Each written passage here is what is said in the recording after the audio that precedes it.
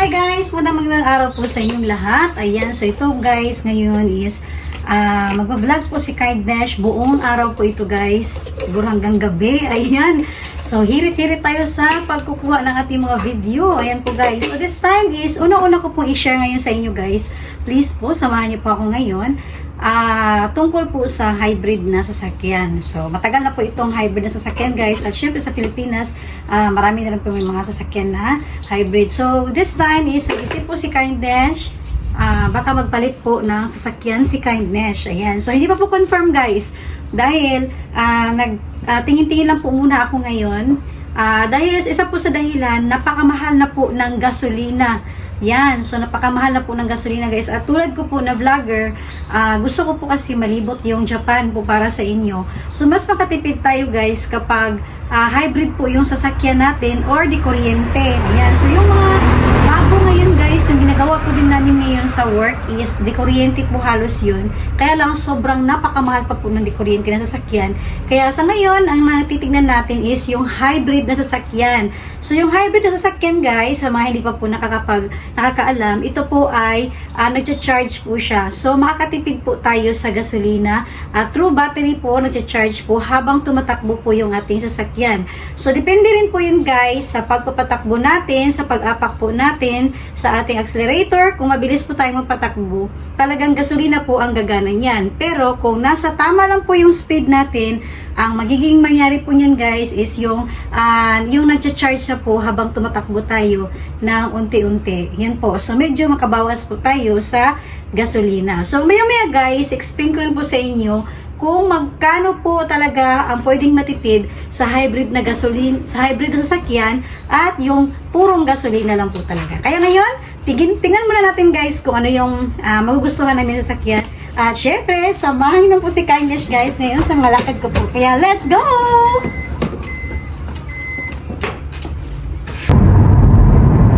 So this time guys is nasa daanan na po tayo guys. Ayan. So ito po yung weather ngayon ulit sa Japan. Ang maganda weather po. Ayan. So mainit siya guys pero malamig. Yan. Kaya ang mga tao ngayon sa Japan is naka-jacket na po. Ayan po guys. Ganda ng ng view. Parang yung do. Yung tawag nito. Yung guys, puting-puti yung mga alapaa. Para ba tawag niya? Ulap. Wala na si Kindness guys. Hindi na nakilala yung ganda ng ulap. Ayan. So yung guys, may nagpaparamdam na po ang mga snow kapag malapit na po ang December. Ayan, so need na naman po magpalit-palit ng mga tire po. Ayan. So ayan guys, waiting pa tayo guys sa traffic lights. Ayan, so naka-stoplight pa tayo. Tapos liliko tayo guys pa kanan kasi andyan ko nakikita niyo po yung Apple. Ayan guys, dyan po tayo pupunta. So sa mga nakapagsubaybay po ng aking mga vlog is na-vlog ko na rin po yan noon. Ayan, so yung naghahanap pa po ako ng sasakyan, ito na po siya ngayon, yung pero hindi kami nakakuha dyan ng sasakyan guys. So iba yung nakuhanan namin. So this time naman is may nakita kami sa through internet sa kanilang website ng Apple. So may nakita kami. So titignan namin ngayon sa personal yung sasakyan. So hindi siya masyadong kamahalan. So ito guys ay mga second hand po na sasakyan ngayon ang titignan ni Kindness. Ayan, so hindi pa po tayo talaga sigurado na magpapalit. Tapos titignan pa natin yung sasakyan mismo kung ano po yung model niya, yung takbo niya. Ayan. So punta tayo dun sa parking area sa mga display nila na mga binibentang sasakyan. Ayan. So medyo marami silang ngayon. Tsaka napansin ko rin ngayon guys sa ngayon dahil nga po ang ngayon kasi mahal na po ang gasolina. Madalas ang mga tao ngayon sa Japan is mas mabenta ngayon ang hybrid at di kuryenteng sasakyan. Ayan.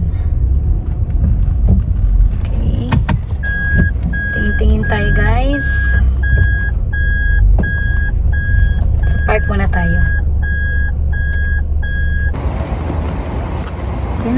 Nakarating na tayo ngayon sa Apple. Ayan, oh. Napakalaking Apple Car and People Communications. We're checking out sa mga cars. Hi! Tinitingin kami ng sasakyan. So, yung anak ko rin po guys, malapit na tong magkuha ng license, no? Oh. Ayan. So, magkakaroon na rin siya balang araw ng sasakyan, guys. Ako na lang yung ano niya, pasahero. Passenger princess na siya, guys. Siyempre, tamad yung mama mag-drive, guys, eh. Ayan, tingin. Wala na? So, kasi may tinignan kami sa internet, guys. Wala na daw, hindi na namin nakita. Yan, magaganda pa yung mga sasakyan. Nissan. Ayan, tingin kami ng mga ano, mga sasakyan na. Ito lahat, ito guys, mga second hand po ito lahat. 4-wheel drive.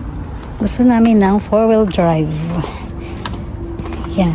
So, yung sasakyan kasi ni Kindness, guys, yung Alphard namin ngayon, isini po siya for 4-wheel drive. Yan. So, gusto kasi namin ngayon ang 4-wheel drive kasi nga po, snow. May snow na po sa Japan. I-need po namin na, ano, na magpalit ng sasakyan kasi nga, biyahe-biyahe.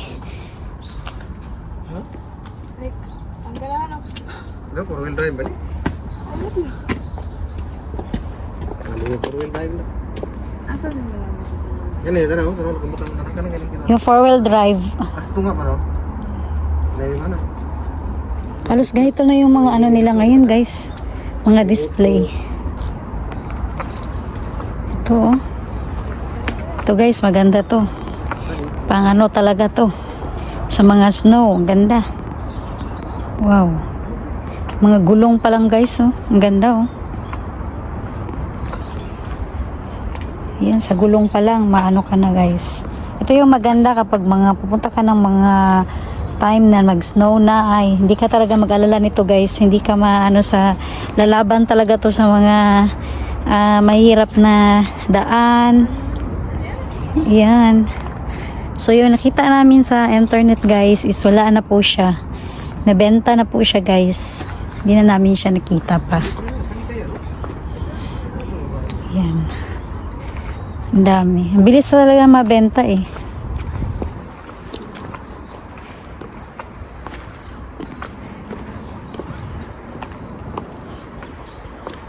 Yan, ang dami, no?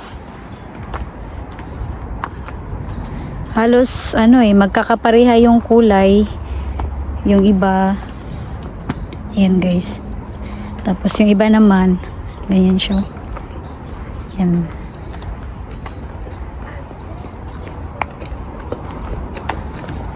Ganda.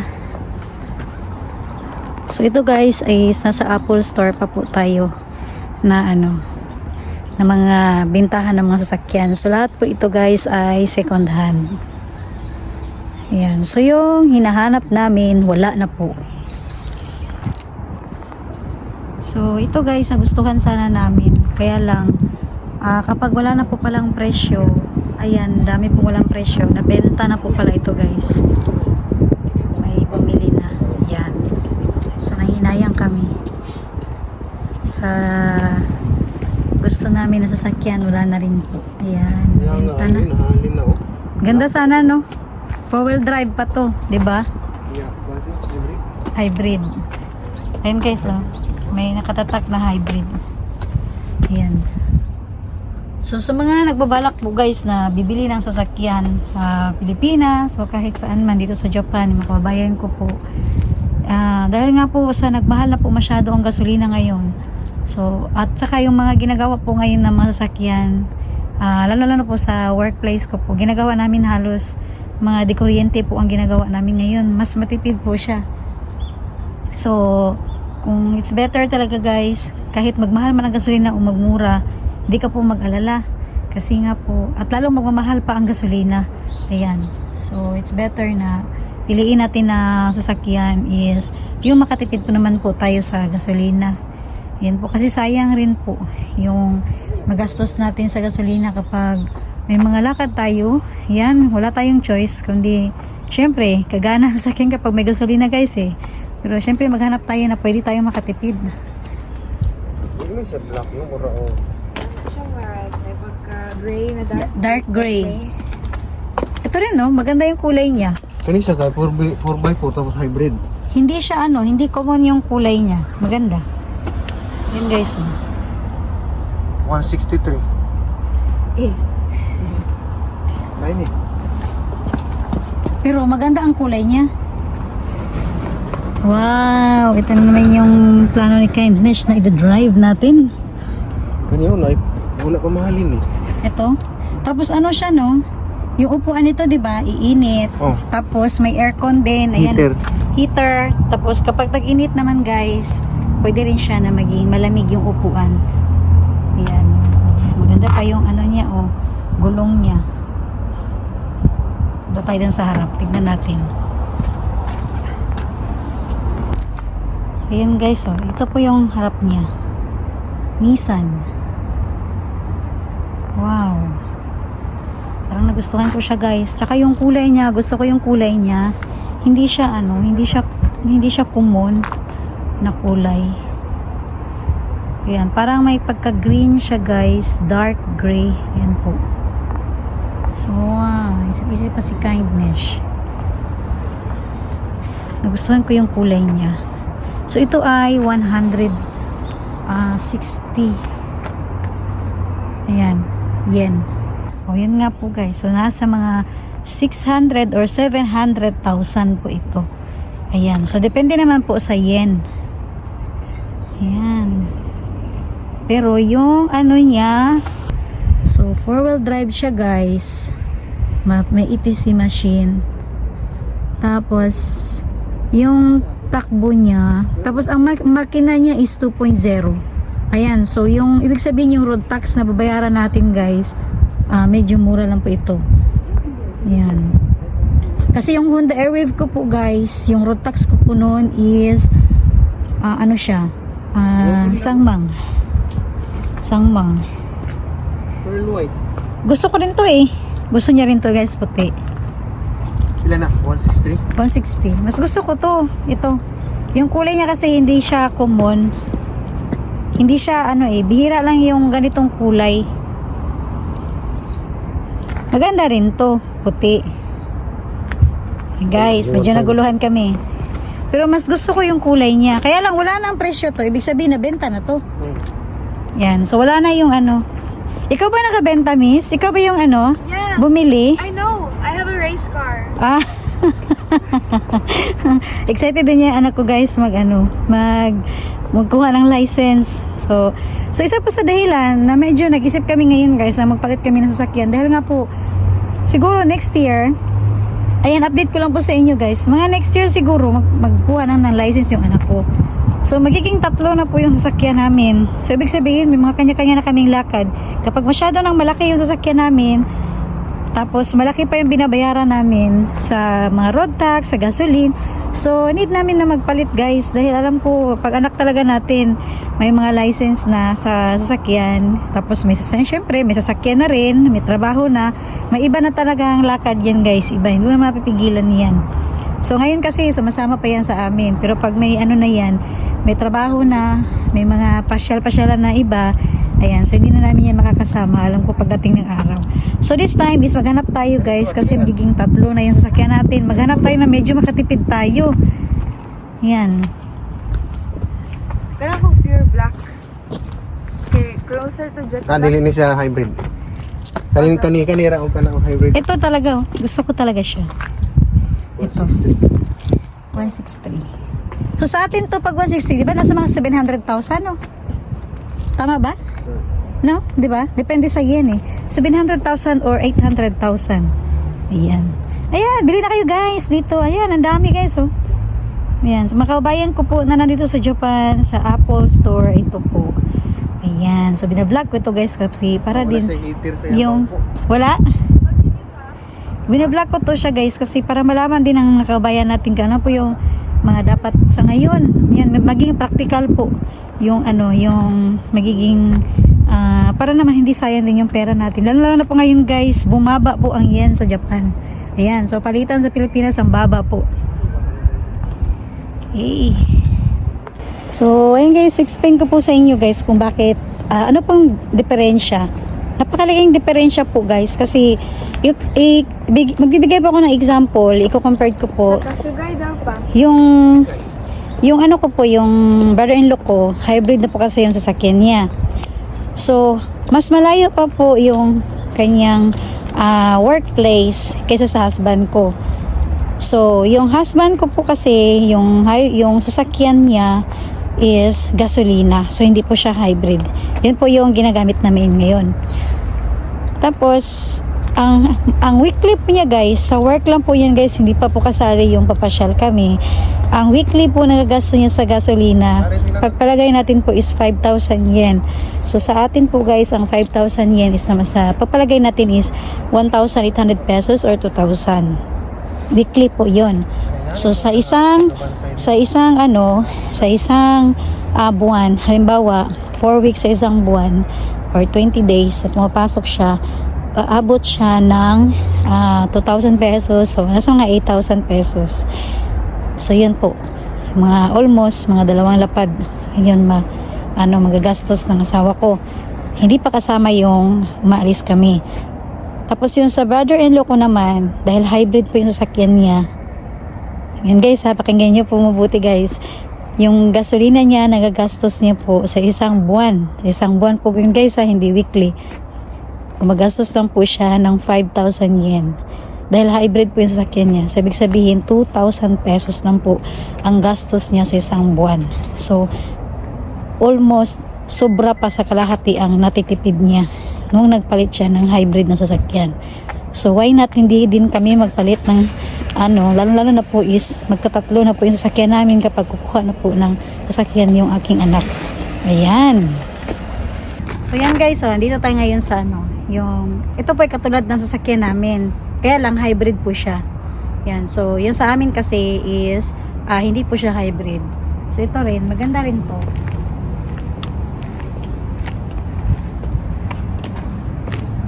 So, dito sa Japan guys, ganito lang po talaga kami. Kaya, kung napansin nyo po, yung mga sasakyan sa Pilipinas na mga second hand, magaganda pa po. Kasi dito sa Japan, unang-una, hindi po bugbog ang mga sasakyan dito. Pangalawa, maganda po yung mga kalsada. Tapos, pangatlo, yung mga Japanese, or ngayon po katulad po namin, nag-iisip po kami kung ano yung mga papalit namin sasakyan. Dahil po, bawat taon-taon, may ginagawa po ng mga sasakyan na bagong model ang mga Hapon. Tapos, medyo mas mura po dito ang sasakyan sa Japan. Ayan, so dahil, isa sa dahilan, syempre dito po ginagawa yung mga sasakyan. So, kaya isa din na, kung ano po yung mga bago, yung mas makatipid ka, ayan, so yun po, nagpapalit-palit ng mga sasakyan ng mga Hapon. Wait, hold on. So, ayan guys, isip-isip pa po kami. Ayan, kung ito ba yung pipiliin namin. Ayan, dahil unang-una, ayun po guys, nag-isipin po kami. Kung ito yung papalit namin, dahil hybrid siya tapos 4-wheel drive, pwede rin po. Dahil unang-una, hindi na kami makagastos ng gulong. Dahil yung gulong namin, yung dati namin sasakyan, pwede namin lipat lang. So, ayan. So, naghanap tayo ng magandang magandang diskarte para kung saan po tayo pwede makasave.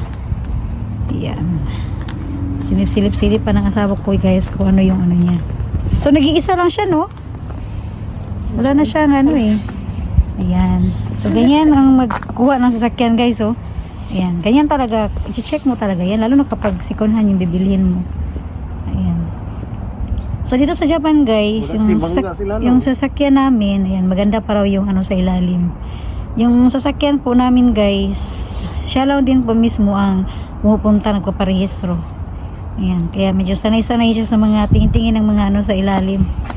Kaya kahit may mga i-assemble siya sa mga sasakyan namin, siya lang din yan nagtatanggal-tanggal lahat. Ayan, so maganda pa po ito na guys. Na, na, okay ba to sa'yo? Wala siyang sunroof. Kaya wala siyang sunroof. Gusto ng anak ko kasi may sunroof. Kasi yung sasakyan namin may sunroof siya. Okay lang yun. Bibili ka naman ng sasakyan mo. Ay! Kung sa bagay, pag sasakay siya sa amin, gusto niya kasi nag-i-enjoy siya sa likod.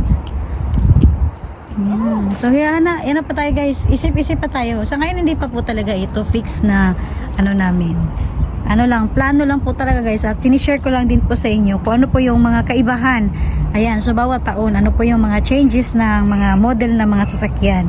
So yung nagustuhan ko po guys kanina is okay sana yon. Ang problema lang din po pala yung upuan niya. Wala siyang heater aircon. Yan. So yung hinahanap ng asawa ko is heater aircon. Yun po yung ano niya, disadvantage nun. So gusto sana po yun. Yan. So isip-isip pa. Siguro mga susunod na araw, maghahanap pa rin po kami ng ibang bintahan ng mga sasakyan. So syempre hybrid pa rin ang hinahanap natin at 4-wheel drive. So ayan guys. So ito rin maganda to oh. Pero hindi to hybrid. Ano to 'di ba? Diesel? Diesel to. Yan. So, mas mahal to guys. Mas mahal po ito. Sumabot ito ng mga sa atin mga 900,000 no, ganun. Yan. Pero mas malaki siya, mas maganda. Ayan guys, nag-isip-isip pa. Yan. So ang hinahanap po natin guys, kinaklaro ko po sa ngayon ay yung mga mas makatipid tayo sa mga ating gamit araw-araw po sa lalo na sa pagpunta sa trabaho. Yan. So ayan guys, sa mga Pilipino po o kabayan ko po na gustong maghanap ng mga sakyan. Dito po sa Apple, ayan, napakaganda po ng kanilang mga display ngayon dito. Ayan. So ayan na guys. So yun lang po ang mga na-vlog ko po ngayon sa aking paghahanap po ng hybrid na sasakyan at 4-wheel drive. Yan po. At sana is may tutunan din po kayo ngayon sa aking na-vlog. So, hindi pa po ako confirm na magpapalit. Yan. So, in-share ko lang po sa inyo ngayon kung ano po yung mga napag-isip-isipan lang po namin. Ayan. So, ako po na yung magpapalam sa inyo lahat guys dahil alis po kami dito ngayon. May iba pa pupuntahan. Kaya, thank you for watching po ulit. Bye guys! Tomorrow gozaimasu!